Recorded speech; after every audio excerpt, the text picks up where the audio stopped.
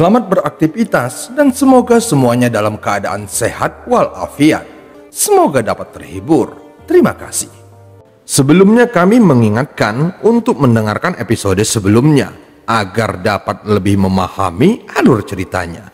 Wang Lin sudah mengetahui bahwa pemuda yang dilihatnya sebelumnya adalah dewa kuno Tusi ketika dia masih kecil, dan raksasa di hadapannya yang seukuran planet adalah Tusi dewasa.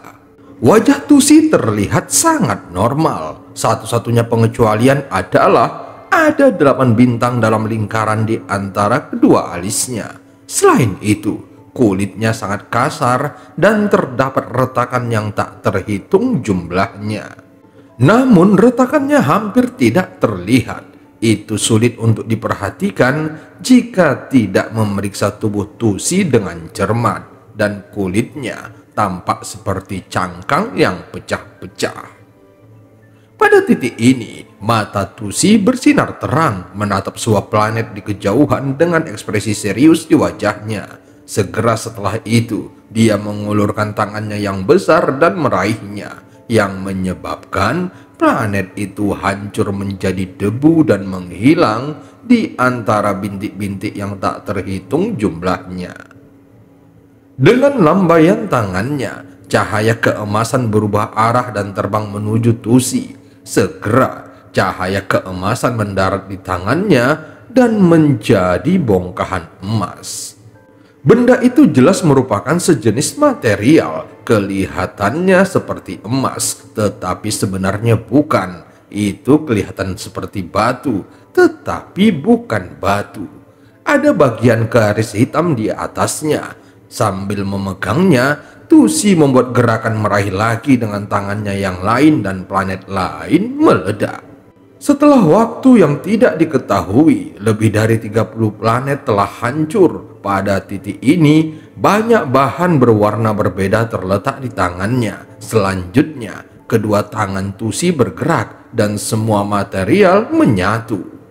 Dia menjadi fokus dan melantunkan beberapa nyanyian yang menyatu dengan material. Segera setelah itu, dia menutup dan membuka kembali matanya.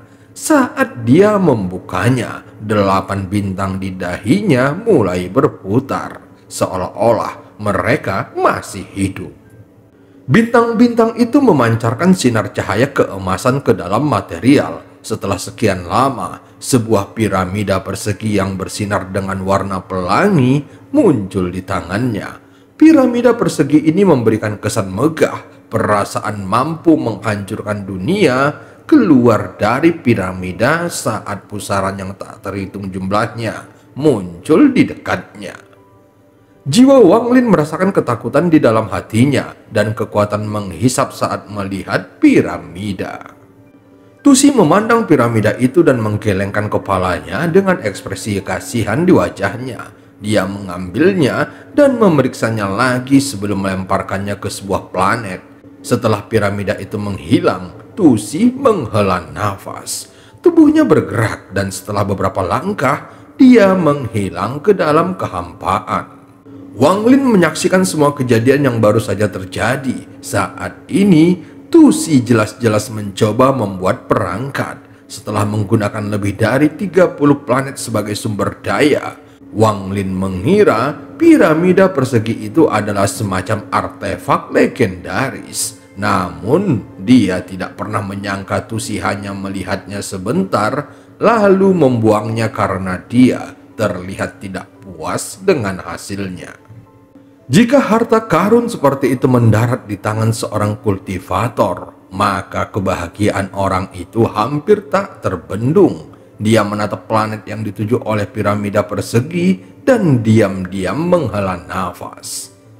Adapun proses pemurnian harta karun, Wang Lin melihat semuanya. Meskipun dia tidak tahu bahan atau nyanyian apa yang digunakan Tusi, namun Wang Lin percaya bahwa begitu dia menyerap semua kristal es biru, dia akan mengetahui semuanya.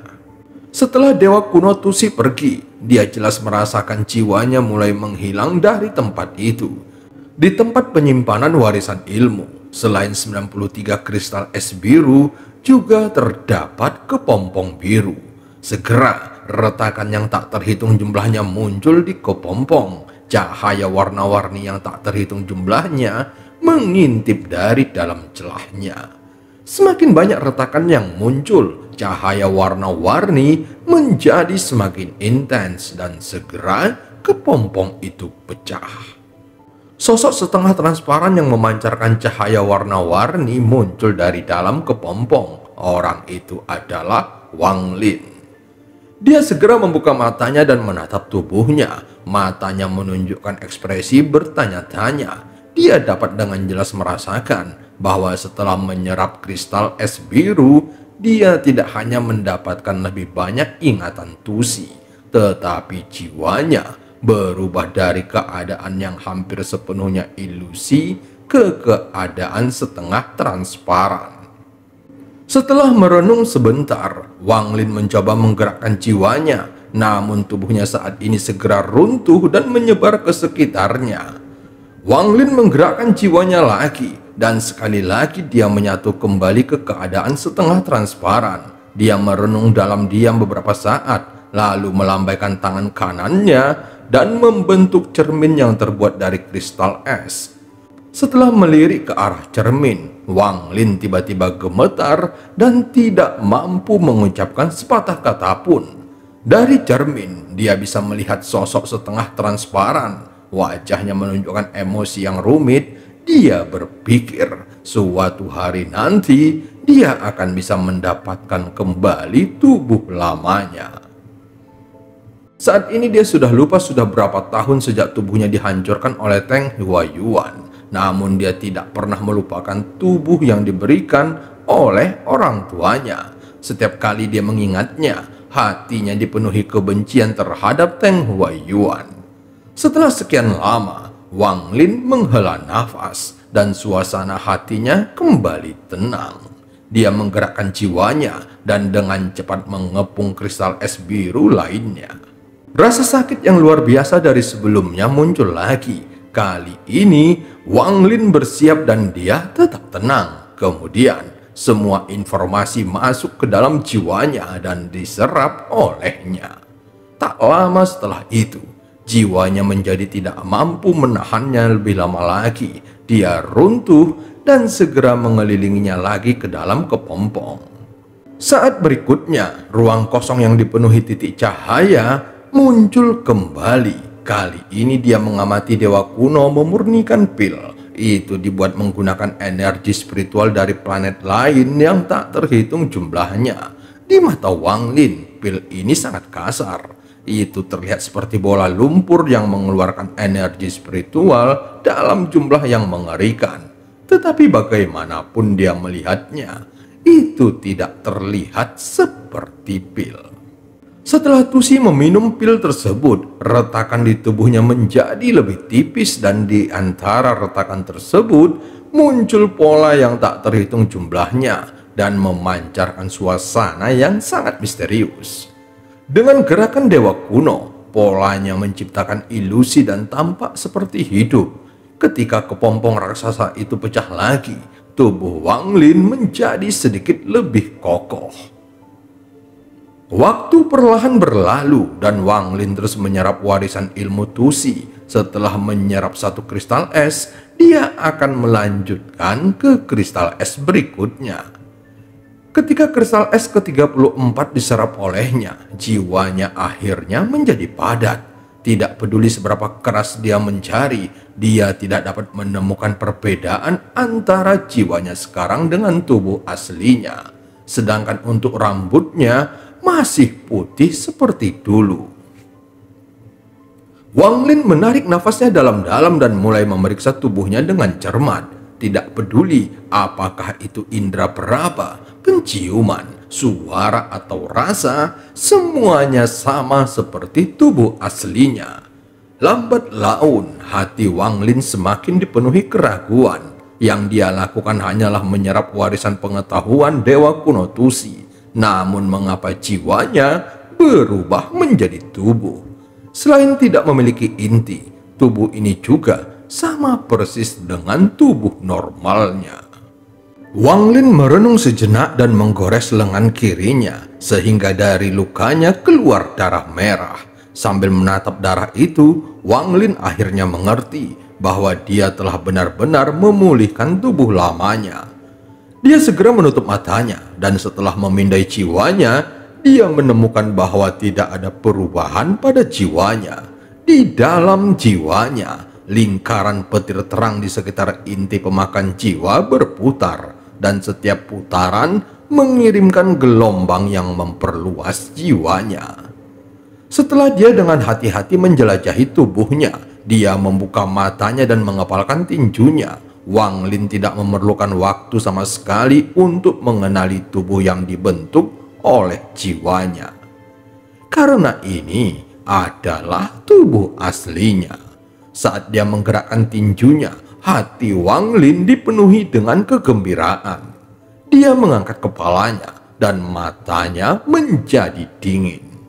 Teng Huaiyuan, kamu menghancurkan tubuhku saat itu, tetapi sekarang aku telah berhasil memperbaikinya. Begitu aku mencapai tahap Nesensol dengan tubuh ini, maka aku akan membunuh seluruh keluarga Teng. Kebencian ini hanya bisa diredakan dengan darah seluruh keluargamu, dan hanya jiwa seluruh keluarga Teng yang bisa menenangkan hatiku. Mata Wang Lin terus berbinar. Saat pertama kali tiba di tempat ini, dia tidak menyangka akan ada 94 kristal es, sehingga itu mengganggu rencana awalnya. Dia awalnya berencana untuk menyerap warisan pengetahuan dan menemukan batu tinta yang diperlukan untuk membuat bendera pembatasan, kemudian kembali ke tubuhnya dan meninggalkan tanah dewa kuno. Jika semuanya berjalan sesuai rencananya, maka kali ini panen Wang Lin akan sangat bagus. Dia tidak hanya berhasil mempelajari seni pembatasan, namun dia juga mempelajari metode membuat bendera pembatasan serta berhasil mendapatkan tas penyimpanan Bongkok Meng dan Kaisar kuno. Tentu saja masih ada jebakan binatang dan 20 batu roh kualitas terbaik serta 10 instrumen, dan ini bisa dianggap dia benar-benar mendapatkan panen yang melimpah. Selain itu, masih ada warisan ilmu yang lebih berharga. Namun setelah mengetahui ada 94 kristal es, Wang Lin menjadi lebih berhati-hati. Jika dia bisa memasuki tempat ini, maka seharusnya orang lain juga bisa. Namun setelah menunggu lama, tidak ada orang lain yang datang. Jelas bahwa ada perubahan yang terjadi. Lebih penting lagi, tempat Wang Lin menyembunyikan tubuhnya juga merupakan tempat semua tas miliknya berada. Tapi tempat itu berada di antara celah, jadi dia tidak terlalu mengkhawatirkan keselamatannya. Tetapi jika tubuhnya terlalu lama tanpa jiwa, mungkin akan ada komplikasi. Namun sejak Wang Lin membentuk tubuh baru, dia akhirnya sedikit rileks. Seiring berjalannya waktu, kecepatan Wang Lin dalam menyatu dengan kristal es menjadi semakin lambat. Pada kristal es ke-57, setelah Wang Lin keluar dari kepompong, ada bintang samar di antara alisnya. Wang Lin hanya duduk bersila di dalam kepompong dan menutup matanya. Setelah sekian lama, dia membukanya lagi dan segera memancarkan cahaya misterius. Meskipun Wang Lin sekarang terlihat seperti seorang pemuda dari negara Zhao bertahun-tahun yang lalu, namun yang dia pancarkan sekarang benar-benar berbeda. Dengan rambut putihnya yang tergerai, itu memberikan perasaan seperti orang asing yang sangat berbahaya. Lebih tepatnya, seperti binatang buas yang menyebabkan hati orang lain menjadi ketakutan. Saat bintang itu muncul, pikirannya seperti disambar petir dan menjadi jernih. Dia ingat dengan jelas bahwa di dahi dewa kuno Tusi ada 8 bintang. Dia juga ingat bahwa tidak peduli itu memurnikan harta karun atau pil, semuanya membutuhkan kekuatan misterius dari bintang-bintang. Tetapi bintang di dahi Tusi berwarna merah dan bintang di antara alisnya hanya berupa garis samar. Faktanya, jika tidak melihatnya dengan cermat, orang lain bahkan tidak dapat melihatnya. Meskipun dia tidak tahu bagaimana cara menampilkan sisa bintang di dahinya, Wang Lin percaya bahwa begitu dia menyerap semua kristal es, maka dia akan memahaminya. Meskipun Wang Lin tidak tahu banyak tentang bintang itu, namun setelah menyerap lebih dari 50 kristal es, Wang Lin memperoleh pemahaman tentang mengapa tubuhnya berubah. Setiap dewa kuno menggunakan semua energi spiritual yang mereka serap untuk memurnikan tubuh mereka. Akibatnya, meskipun mereka adalah dewa kuno, namun tubuh mereka akan mencapai batas dan berhenti menjadi lebih kuat. Pada saat itu, ada kebutuhan untuk mengembangkan tubuh. Jika tidak, maka kultivasi seorang dewa kuno akan berhenti. Hanya dengan mengembangkan tubuh, seseorang dapat mencapai kultivasi yang lebih tinggi. Dapat dikatakan bahwa semakin besar tubuh dewa kuno, maka semakin banyak pula energi spiritual yang dapat disimpan di dalamnya. Setelah batasnya tercapai, tubuh dewa kuno akan mengalami rekonstruksi. Ini dapat dianggap mencapai tahap kultivasi baru. Setiap dewa kuno akan mengalami perluasan tubuh dan juga rekonstruksi tubuh yang tak terhitung jumlahnya. Semakin banyak proses ini mereka alami, maka mereka akan semakin kuat. Dan setelah setiap rekonstruksi, ukuran jiwa dewa kuno juga akan bertambah. Bagi dewa kuno, tidak ada tahapan kultivasi, yang ada hanya jiwa dan kekuatan tubuh. Warisan pengetahuan yang diserap Wang Lin berisi kenangan seumur hidup Dewa Tusi. Meskipun Dewa Tusi mati pada saat berlatih teknik ilahi transformasi tinta mengalir, namun dia telah mengalami rekonstruksi tubuh sebanyak 8 kali. Setiap rekonstruksi tubuh merupakan pengalaman yang tak terlupakan bagi para dewa kuno. Bagaimanapun, setiap rekonstruksi merupakan langkah untuk menjadi lebih kuat. Sebelumnya Wang Lin hanya menyerap sebagian kecil dari warisan, jadi tidak banyak perubahan yang dirasakannya. Namun setelah memasuki area ini, dia mulai menyerap kristal es dan kemampuan rekonstruksinya dimulai secara otomatis. Bagi Wang Lin, menjalani proses rekonstruksi tubuh bukanlah sesuatu yang istimewa. Padahal, jika ada orang lain yang menerima warisan, mereka akan melalui proses yang sama. Namun ketika tubuh Wang Lin terbentuk kembali, hal itu memungkinkannya memulihkan tubuh aslinya. Meskipun tubuh ini terlihat sangat normal dibandingkan dengan kultivator biasa, tetapi dia menjadi lebih kuat. Jika Wang Lin bisa mengalami 8 rekonstruksi, maka tubuhnya akan seperti milik dewa kuno.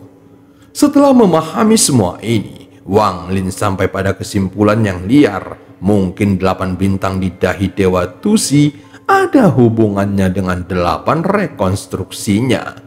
Jika memang demikian, maka itu menjelaskan mengapa ada tanda bintang di dahinya. Bagaimanapun, tubuhnya telah direkonstruksi 1 kali. Namun menurut analisis Wang Lin, rekonstruksi tubuhnya belum selesai. Jika tidak, mengapa bintang di dahi masih tidak berwarna dan tetap redup? Ini semuanya hanyalah ekonometrik Wang Lin, karena dia belum mengingatnya, tetapi dia yakin dia akan segera mendapatkan penjelasannya. Setelah menyerap 57 kristal es, pecahan nyanyian, teknik, dan ingatan mulai menjadi lengkap. Hal ini menyebabkan kegelisahan jiwanya menjadi sangat kacau. Terkadang jiwa Wang Lin menjadi bingung, terkadang dia percaya bahwa dia adalah dewa kuno Tusi, dan terkadang dia teringat bahwa dia adalah Wang Lin. Perasaan kacau ini menyebabkan jantungnya merasakan kesakitan yang kuat. Meskipun Tusi telah mati dan tidak ada kemungkinan untuk dirasuki. Namun Wang Lin percaya bahwa jika dia menyerap semua warisan pengetahuan dan tidak bisa mengendalikannya dengan baik, maka dia akan benar-benar mengira bahwa dia adalah dewa kuno Tusi, sehingga dia melupakan identitas aslinya. Oleh karena itu, Wang Lin memperlambat kecepatannya menyerap warisan. Hanya setelah dia benar-benar menyerap satu kristal es, barulah dia melanjutkan ke kristal es berikutnya. Hasilnya, perasaan kacau di kegelisahannya berkurang banyak. Meski terkadang hal itu masih terjadi, namun Wang Lin masih mampu mempertahankan identitasnya. Meski kecepatannya menurun, tetapi dia tetap dalam keadaan stabil. Waktu terus berlalu dan Wang Lin benar-benar melupakan waktu saat berada di tempat ini. Setiap kali dia keluar dari kepompongnya, jiwanya akan berada dalam keadaan kacau untuk waktu yang tidak diketahui. Dan cerita pun berakhir. Sampai ketemu di part selanjutnya.